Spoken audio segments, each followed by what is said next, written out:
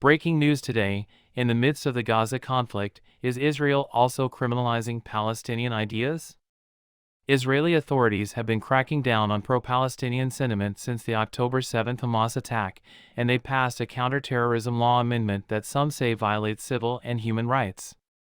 Following the 1,200 casualties in the Hamas attack and the 14,500 casualties in the Gaza Strip, mostly among women and children, caused by Israel's destruction, a lot has changed for the Jewish and Palestinian populations residing within Israel. A summary of the amendment and its effects on Israeli citizens is as follows. Can you tell me about the terrorist content rule change? Shortly after the war broke out, Israeli politicians started discussing a temporary amendment to the anti-terrorism law that would make consumption of terrorist materials a new crime.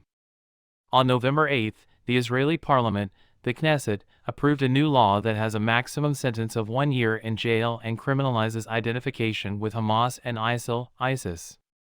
The amendment's initial term is 2 years, but further extensions and additions to the list are possible down the road.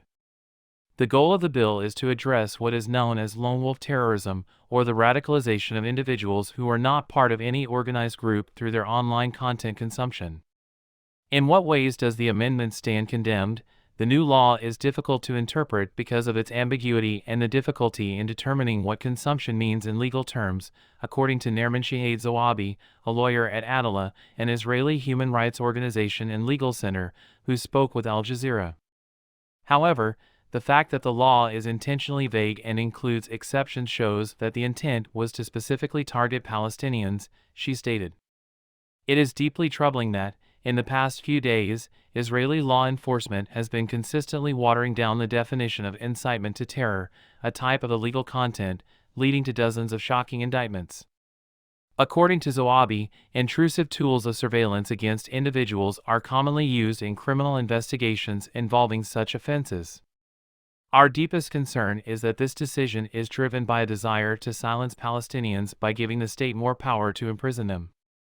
Some others have also voiced their disapproval of the change. The law remains unprecedented in democratic countries and may have a chilling effect on freedom of expression, according to the Association for Civil Rights in Israel, ACRI, in Tel Aviv. The Haifa area among the most intrusive and draconian legislative measures ever passed by the Israeli Knesset, since it makes thoughts subject to criminal punishment. Adalah characterized it. Does the new law include any protections? A legal advisor to the Knesset, Gerblai, has stated that the legislation is not as harsh as its detractors assert.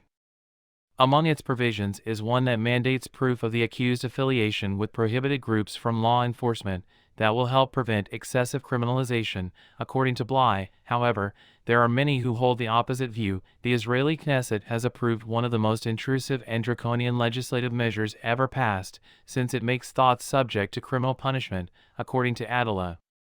How will Israel react to pro-Palestinian actions after the amendment?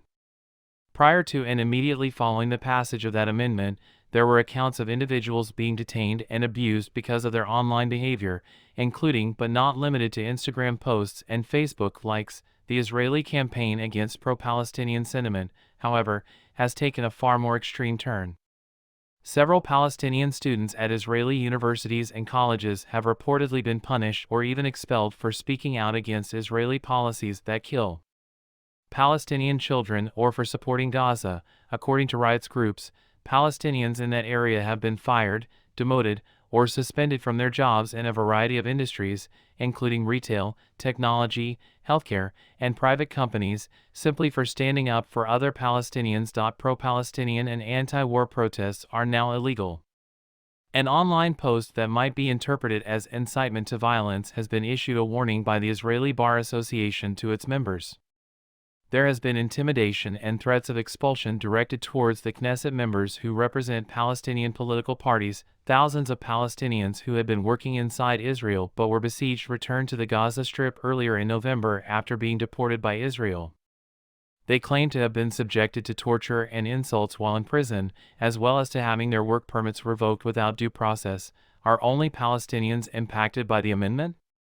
Arabs, and more especially Palestinians, residing in Israel have been the primary targets of Israeli crackdowns since the war ended. The Jewish population of Israel, however, has not been exempt. there have been reports of right-wing mobs targeting Jewish Israeli activists, seemingly with the state's tacit approval. Israeli security agency Shabak is allegedly holding warning talks with Israeli nationals who have expressed opinions or posted online that could be seen as endorsing Gaza or criticizing the conflict. Are there any other legal measures that have been implemented that impact the Palestinian people? Conditions in Israeli prisons have drastically worsened since the war began, and the number of Palestinian prisoners held by Israel has more than doubled.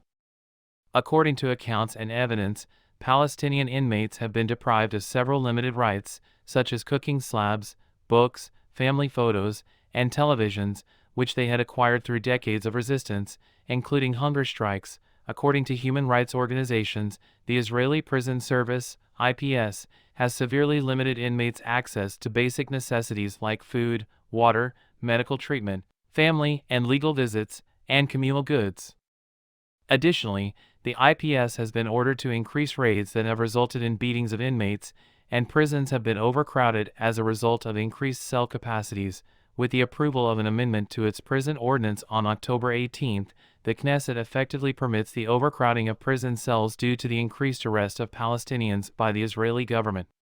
Mattresses on prison floors can now be lawfully used for inmates accused or found guilty of crimes pertaining to national security. According to the amendment, it is intended to stay in effect for 3 months as a temporary measure unless extended. It makes it possible for Israeli prisons to accept additional convicts despite their current capacity. An individual's permanent residency or citizenship can be revoked for a terrorism-related offense, according to the Israeli Ministry of Interior, which earlier this month stated its intention to amend the citizenship and counterterrorism laws.